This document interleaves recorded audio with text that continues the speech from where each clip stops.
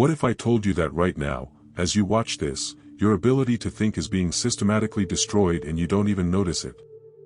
Our world has grown so chaotic, so accelerated, and so overwhelmed with data that the human intellect has deteriorated into passive compliance. What happens to civilization when critical thinking disappears? When the capacity to analyze and question gets replaced by instant reactions and echo chambers.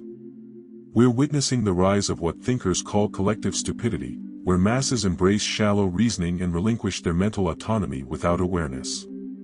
By the end, we'll discover the most critical truth of all, one that might decide whether we reclaim our minds or surrender them completely. But before we continue, please like this video and write in the comments which city you're watching from.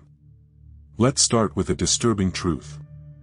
Thinking is hard, and today it's actively discouraged. The modern world doesn't reward contemplation. It rewards speed, emotional reactions, and compliance. From algorithms that feed you only what you want to hear, to education systems that emphasize memorization over inquiry, society programs us away from critical thought. Chomsky warned about this through his examination of media and propaganda, demonstrating how power structures depend on manufacturing consent.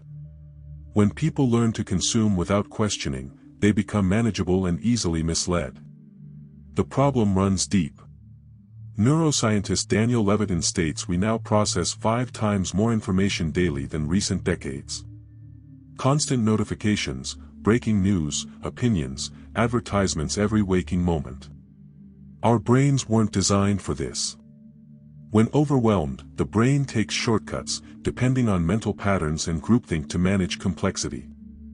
Instead of evaluating ideas critically, it seeks signals from others, peers, influencers, authorities. This is social validation, easily exploited. Consider how often you've seen posts with thousands of likes and assumed importance. That's not reasoning, that's psychological shortcuts enabling collective ignorance to spread.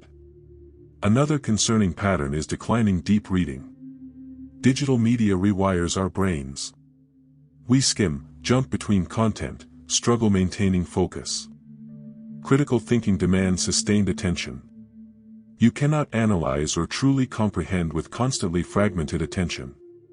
When did you last read a complete article without checking your phone? Carl Sagan warned we inhabit a society exquisitely dependent on science and technology where virtually nobody understands science and technology. His concern was the erosion of ability to think critically about systems we depend upon. The problem isn't just technological, it's emotional. Critical thinking brings discomfort. It forces acknowledging incomplete knowledge, challenges egos, creates cognitive dissonance. In cultures valuing certainty and identity above all, this proves deeply threatening. Instead of thinking, we defend, retreat into tribes, repeat mantras. What we witness is social transformation toward mental laziness. When people stop thinking, they stop questioning. When questioning ceases, they become vulnerable to manipulation and propaganda. The question we must ask, who benefits when populations no longer think independently? Understanding this decline requires examining how systems evolved to suppress critical thought.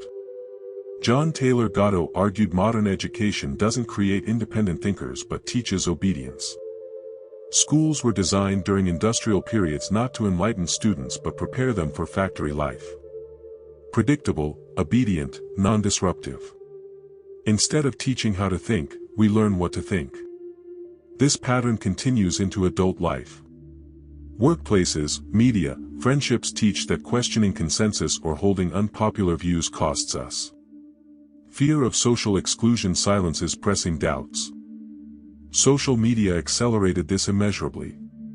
Platforms became battlefields of outrage cycles and algorithmic manipulation designed to keep you scrolling, reacting, consuming, not thinking.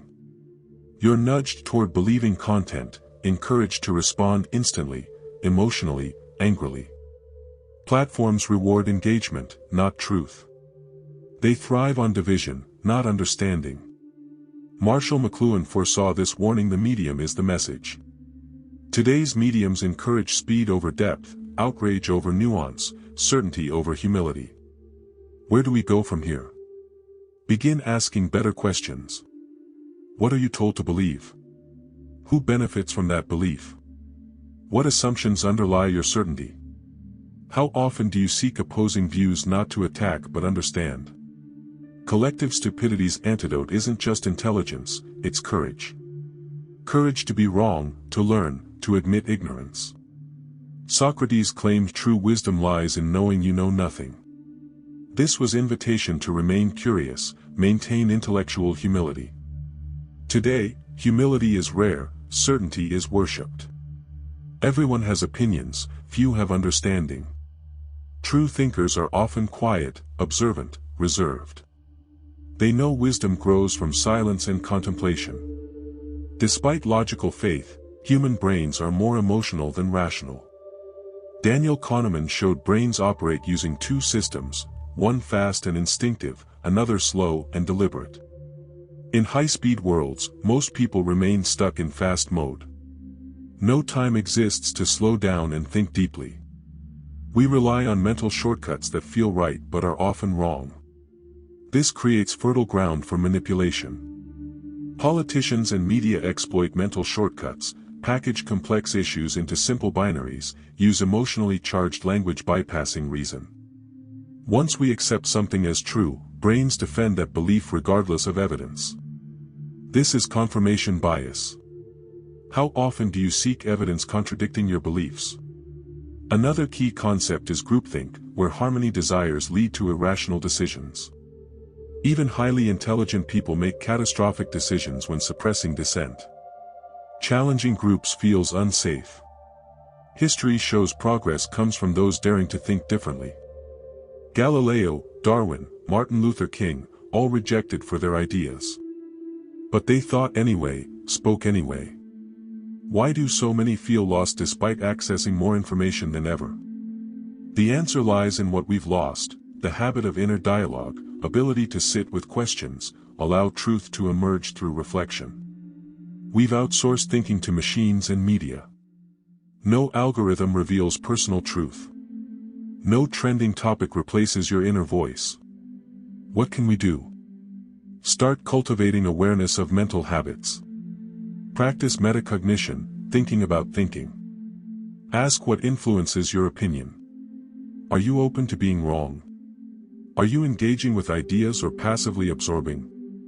At this crisis's heart exists something insidious.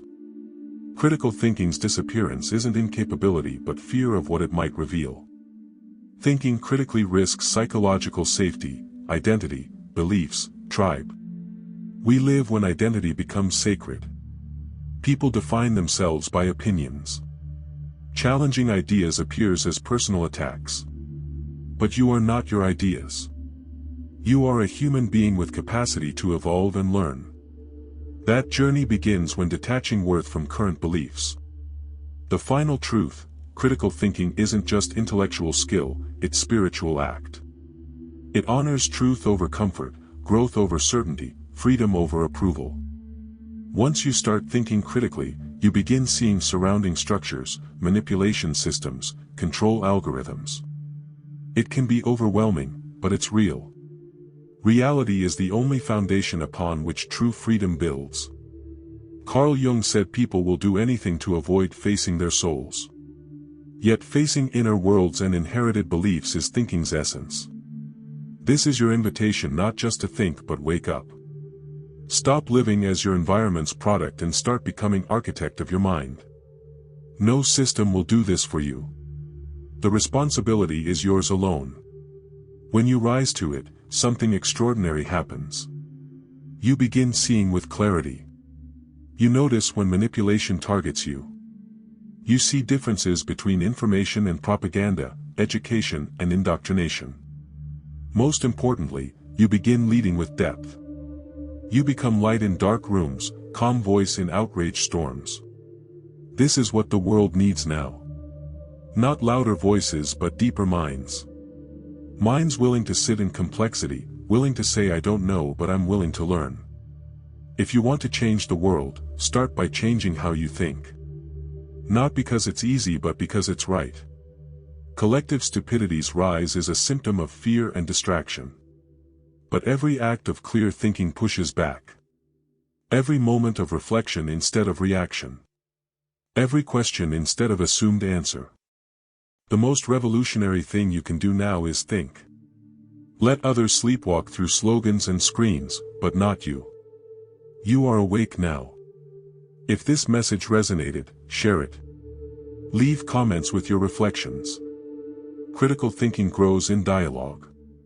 A quiet revolution is happening, a movement of minds, not outrage but awareness. It begins every time one person chooses the harder questions. Let that person be you. Stay curious. Stay awake. Above all, keep thinking.